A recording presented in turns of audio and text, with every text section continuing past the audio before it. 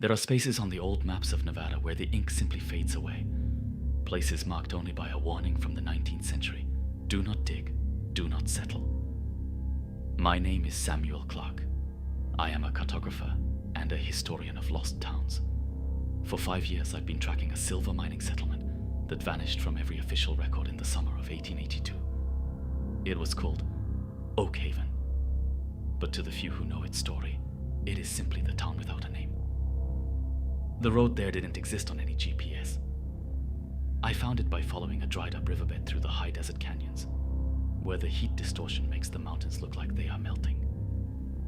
And then, there it was, emerging from the dust like a wooden skeleton. Oakhaven didn't look like an ordinary ghost town.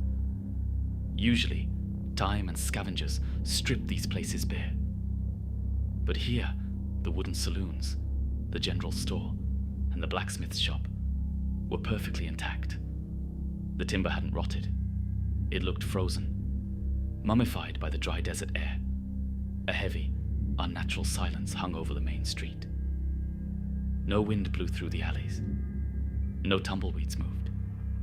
Even the dust seemed still.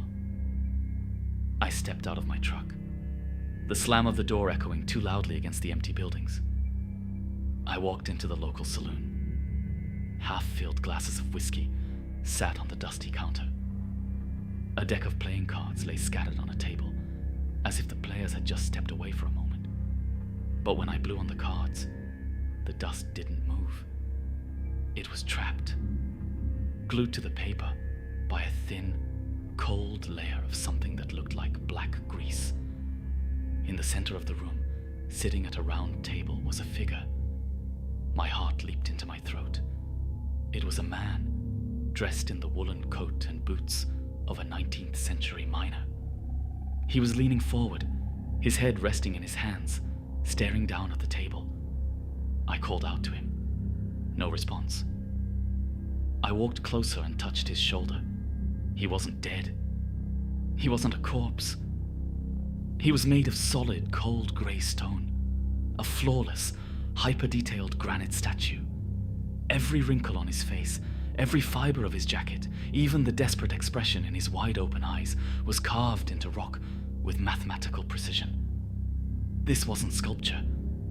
This was a human being who had been petrified in a single second of absolute terror. I backed away, stumbling out of the saloon into the blinding desert sun. That's when I noticed the tracks. Thousands of deep, heavy drag marks in the dirt, leading from every house, every shop, straight toward the black, yawning mouth of the silver mine at the base of the mountain. Something had crawled out of the deep earth and dragged the entire population into the dark. The logic of a sane mind tells you to run, to get back into the truck, floor the gas, and never look at a map again. But curiosity at this level is no longer a choice. It's an obsession. I grabbed my heavy tactical flashlight, a backup generator, and walked toward the entrance of the Oakhaven silver mine. The air blowing out of the tunnel didn't smell like earth or minerals. It smelled like old iron and wet ink. The wooden support beams groaned above my head as I stepped into the deep dark. The temperature dropped instantly, freezing the sweat on my skin. My flashlight beam cut through the thick underground dust, illuminating the old iron tracks for the ore carts. And then, the tracks stopped. The steel rails were twisted and melted outward, as if something incredibly heavy had forced its way up from the bottom of the world. 50 meters into the tunnel, I found the townspeople. Dozens of them. Women in long pioneer dresses. Children, miners with pickaxes still in their hands.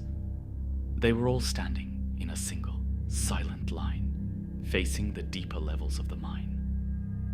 Just like the man in the saloon, they were entirely made of cold, grey granite. Some were holding hands, others were frozen in mid-sprint, their stone faces twisted into silent, eternal screams. I reached out and touched the face of a stone child. The granite was vibrating. I could hear a faint, rapid clicking sound, like 1,000 clockwork gears turning under the stone's skin. They weren't dead statues. Their biology had been rewritten, replaced by a mineral structure that was still functional. That's when my flashlight began to flicker. The beam dimmed, turning from bright white to a sickly, weak yellow. A low, wet hum vibrated through the stone walls of the shaft. I looked down at my boots. The dust on the ground was moving. A thick, heavy wave of jet-black liquid grease was slowly crawling up from the lower tunnels, flowing against gravity, spreading across the floor like living veins. It wasn't oil. It was the darkness itself, physical and conscious. Wherever the black grease touched a wooden support beam, the wood instantly turned into solid, brittle stone. It was an infection, a cosmic anomaly that turned living organic matter into dead, cold minerals. And it had just noticed my light. The black veins on the floor violently split, rising into the air like oily tentacles. The faces of the stone statues around me suddenly turned toward me, their granite eyes snapping open. The clicking inside their bodies turned into a deafening, unified roar of grinding rock. The mine was closing its trap. Panic is a chemical fire in your blood. It strips away your humanity and leaves only the animal. I dropped the heavy flashlight, turned on my heel, and sprinted back toward the surface. Behind me, the sound of grinding granite was deafening. The stone townspeople were moving, their rocky limbs clicking and scraping against the tunnel walls as they chased me in the dark. The black grease was faster. It rushed along the ceiling, dripping down like hot tar. A single drop of the black liquid landed on the back of my left hand. The pain was blinding. It didn't burn like acid. It froze. I watched in absolute horror as the skin on my hand turned white, then gray, hardening into solid, unyielding stone within 3 seconds. I couldn't move my fingers. They were granite. I burst out of the mine's mouth into the late afternoon sun, tumbling down the dusty slope. I didn't stop.